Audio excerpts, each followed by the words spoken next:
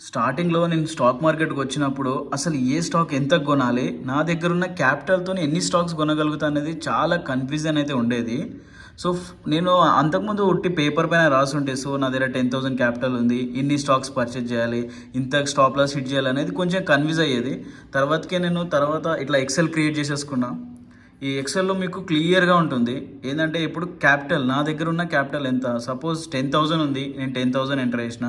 Risk capital నేను 1% తీసుకుంటాను. Buying price మీరు ఏదైతే స్టాక్ కొంటున్నారో దాని ప్రైస్ ₹50. స్టాప్ లాస్ అనేది నేను ₹49 హిట్ చేసిన. నాకు అప్పుడు వచ్చే లాస్ ఎంత? ₹100. అది క్లియర్‌గా చూపిస్తుంది ముందే.